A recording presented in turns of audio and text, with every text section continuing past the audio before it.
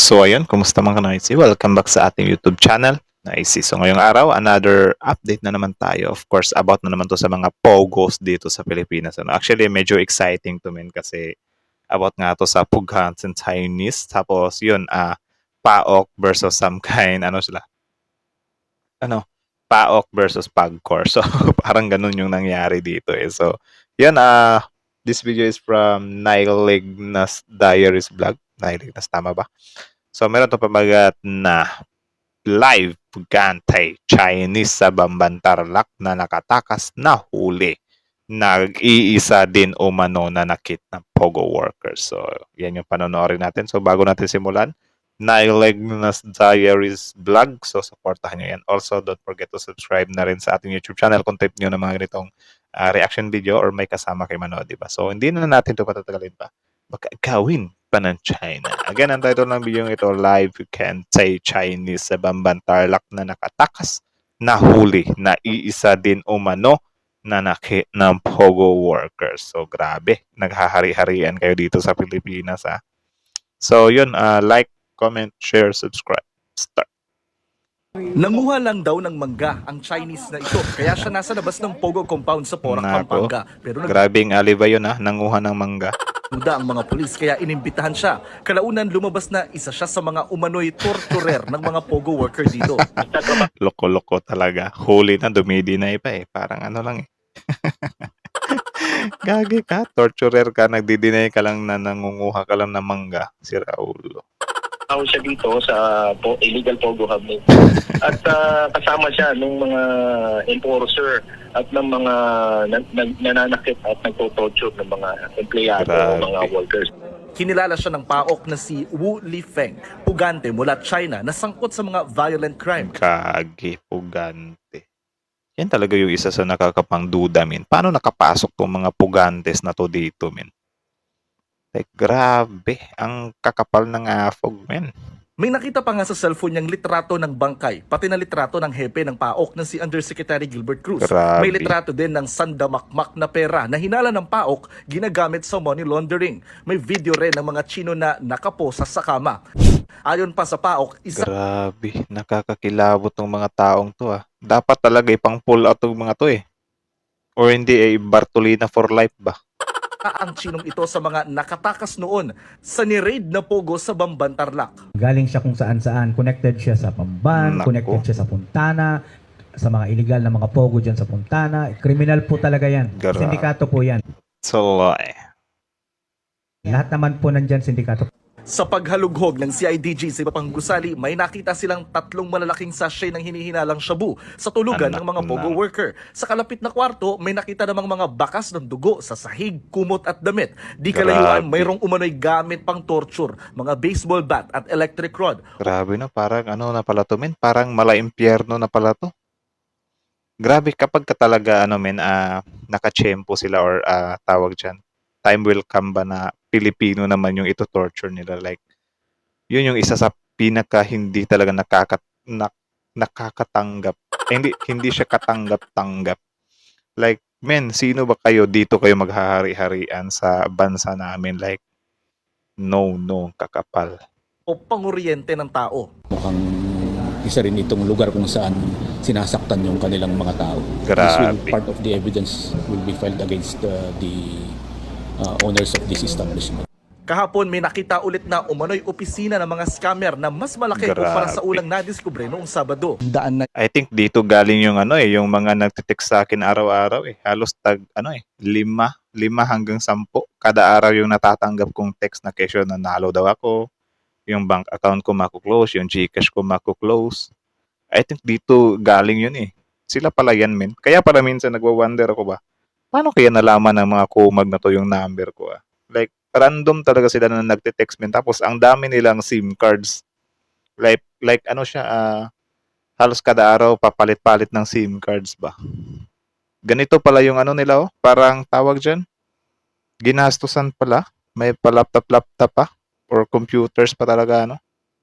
yung mga nakitang computers tsaka mga cellphones na Daming indikasyon na cellphone, meron no? na talaga nagaganap na pang-scam dito sa Pogo Hub na ito. Grabe. Sa gitna naman ng mainit na issue sa mga Pogo, dinepensahan sila ng PAGCOR. Nako. Hindi raw dapat sisihin at masamain ang mga lisensyadong gaming operator dahil minomonitor naman sila ng PAGCOR. Yun lang. Ito yung isa sa pinaka problema talaga. So given naman talaga na legal yung ibang Pogo. Pero at the same time, yung mga illegal na Pogo naman, nagsimula din naman sila sa nagsimula din sila sa pagiging legal hanggang sa naging illegal sila. Kasi hindi naman magkakalisensya yung mga yan kung hindi sila nagsimula sa legal, di ba? Tapos yung closely monitored. So, paano nakalusot yung mga illegal na yan? Di ba? Goodness. Hindi rin daw Pogo Tanong ang lang totoong banta, kundi ang mga banyagang sindikato. Hindi raw dapat ituring na illegal ang Pogo. Ang dapat daw ay palakasin ang operasyon kontra krimen laban sa mga banyagang scammer, Naku. hacker at cybercriminal na kadalasang nagtatago sa mga highly secured building at compound. O, di ba? O, sa kanila na mismo galing na mula sa highly secured buildings ang compounds. Paano yun yung mga Pogos na mga legal, ganun din yung ginagawa nila? Secure din. So, ang tanong lang dyan, paano natin malalaman kung sino talaga yung legal at illegal? At kung sino yung mga nagsimula sa legal hanggang sa naging illegal? 'Di ba? Kaya nga nagkakaroon ng mga illegal kasi kalaunan parang nakakaya-kaya lang nila yung mga nagre-raid or whatsoever. So ano bang magandang solusyon dyan?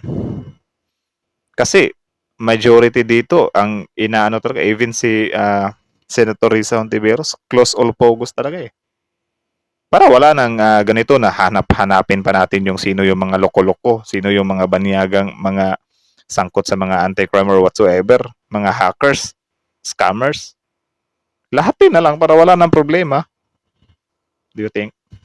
Sabi pa ng PAGCOR, nakatutulong sa kita ng gobyerno ang mga lehitimong internet gaming licenses. Nako. Noong nakaraang taon niya raw, nakapag-ambag ang mga ito ng higit 5 bilyong piso 5 sa billion kita ng lang? PAGCOR. Pero tila di nagustuhan ng PAOK ang pagkampi ng PAGCOR sa mga Pogo. O diba? Pati paok. Umano sila like, what? Hingiling ko sila sa meeting namin. Sun Valley, Yan. Clark, Pampanga, Yan. SKK Rivendell, Pasay, Smart Web Nasdaq,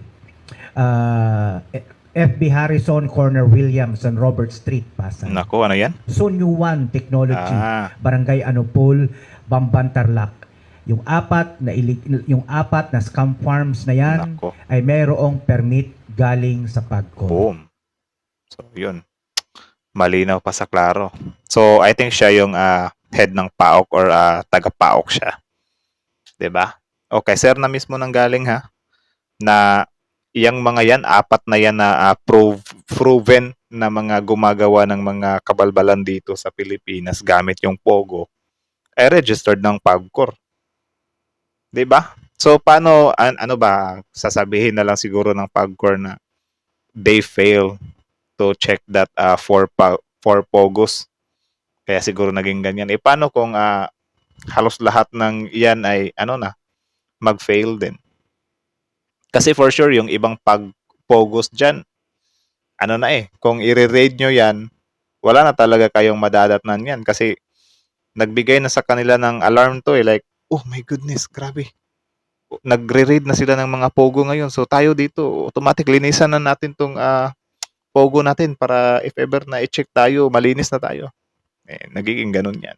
Yung bagong issue nga doon sa Bulacan, 'di ba, na parang meron na silang arrest warrant pero parang kinancel ata yun. Correct me if I'm wrong. Pinagdududahan din yun na yung sa Bulacan parang may tumutol or something. Hindi ko rin alam kung totoo ba yun. Basta yun yung usap-usapan din dito sa social media, no? Pero ganyan ba? Kayo ba guys, tatanungin ko kayo, sino ba yung mas papanigan nyo? Yung opinion ng PAOK or yung opinion ng PAGCOR?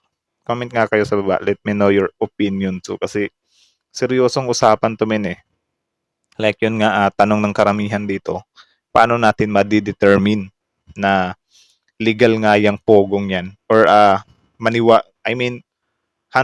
sure na ba tayo na yung Pogong yan na we thought illegal yung mga ginagawa nila ay wala talaga silang ginagawang kabalbalan underground or sa likuran nyo or whatsoever. Di ba? Yun lang naman eh. Ang DOJ naman inatasan ng NBI at Bureau of Immigration na sampahan ng kaso at i-deport agad ang mga banyagang mapapatunayang lumabag sa immigration law. Deport lang? Nagpapatulong naman sa DILG ang PAOK para malaman kung sinong mga lokal na opisyal ang posibleng mga protektor ng mga illegal na pogo. Yan din. Hindi pwede silang mamayagpag kung wala silang protektor na mga local chief Tama. executives. Napakalalaki po nila eh. Di ba? Tama. Like billions yung ano eh. Billions yung usapan dito eh. 'Di ba? Yung mga nasa gobyerno natin, pitikan mo lang yan ng 10 million, wala na eh. Susunod na yan eh. Tapos billion yung kikitain nila. Sabi nga nung PAGCOR, 'di ba, na ang kinita, ang natanggap nila sa Pogos is 5 billion. What if yung kinita din ng mga illegal na Pogos that time is 95 billion? Di 5% lang tayo. 'Di ba? Mas malaki kasi yung yung kikitain nila kapag illegal yung galawan nila. So halimbawa ganyan, yun lang naman yung kinakatakot dito ng karamihan na what if time will come, 'di ba? Kapwa Pilipino naman yung pangmalupitan ng mga panyagang yan. So hintayin pa ba natin na dumating tayo sa puntong yun bago natin aksyonan tong mga ganto? Imposibleng hindi alam ng kapitan. Imposibleng hindi alam ng Business Processing Licensing Office, no? Tama. Kung hindi man sila guilty as a matter of commission, they may be guilty as a matter of omission. Yun. So yun lang naman. Grabe, ramdam mo talaga yung yung gigil ng PAOK eh. So yun, that's from Nile Legnas Diary Vlog. So support nyo yan. Original video link in the description box below. Tapos syempre, before you leave on our YouTube channel, don't forget to like, comment, share, subscribe. So yun, kita nyo naman yun. Ganon kagulo. So nakikipag-argue pa pala yung yung PAGCOR dito. Pati yung yung PAOK umalma eh. Na paano nyo may papaliwanag yan? Ngayon, especially ngayon, tanong na yan ng taong bayan kasi tama nga naman. Or paano nyo may papaliwanag yan na may lisensyado ba yun? Or rehistrado sila ng PAGCOR, yung 4 na yun, na proven na may mga ginagawang kabalbalan na mga pogo hub dito sa Pilipinas. Diba? Grabe yun Kahit siguro taong bayan, aalma dun eh. Sa statement na yun ng PAGCOR. 'Di ba? Kasi syempre, nagiging labas diyan parang kinakampihan yung or may something. Though hindi natin alam kung ano yung mga yan, pero yun nga, parang may ganun. 'Di ba? Dito, panawagan ng mga dito, mga Pilipino isarahat ng pogo sa bansang Pilipinas. Tapos ang usapan, 'di ba? Sa ating bansang Pilipinas to glory. Urgent na i-abolish na Pugo National Security para sa pansariling interes, kaya ilaglag ang Pilipinas, 'di ba? May connection para sila sa PAGCOR, nakatulong ng gobyerno, umaasa kayo sa mga kriminal na yan. Yun din yung isa sa pangit if ever na totoo nga na gumagawa ng mga illegal yung mga yan. Tapos tawag diyan, hindi sila nasisita kasi nagko-contribute sila eh. Pero yun nga, what if yung binibigay nila sa gobyerno is 1% lang ng kita talaga nila sa buong nila. Kasi paspasan to eh, or tawag diyan, grabe na yung pinagagawa ng mga illegal pogos na to eh. Kita nyo naman, mayroon na sila mga torturing, di ba? Tapos yung scamming, mga money laundering, sagaran. Like yun nga, yun lang naman yung tanong ng taong bayan eh. Na paano nila magagaranti na yung mga illegal na pogo na inakala nilang illegal, or yung mga yung illegal na pogo sa listahan nila. I mean yung legal na pogo sa listahan nila. Paano nila maigagaranti na 100% talaga na legal lahat ng mga yun? 'Di ba? Ito ngang 4 na PAGCOR na to na pinangalanan ng PAOK eh. Kung hindi pa nag-leak yung kay Mayor Alice Go, hindi din malalaman yung ibang mga pogo na meron ding mga ginagawang illegal eh. 'Di ba? Yung sa Porac. Kung hindi dahil sa Bamban, hindi yun mabibisto eh. 'Di ba? Tapos yung target nila, yung sa Bulacan, parang may ano pa, may something pa daw na pumibigil, something like that. Diba? So yun lang naman. So yan, kayo, anong masasabi nyo dito guys? Comment down below. Tapos yun, pag-usapan natin yan sa comment section. So what can you say about the PAOK and PAGCOR? So again, that's it na lang muna. Thank you so much for watching. Nice. Out.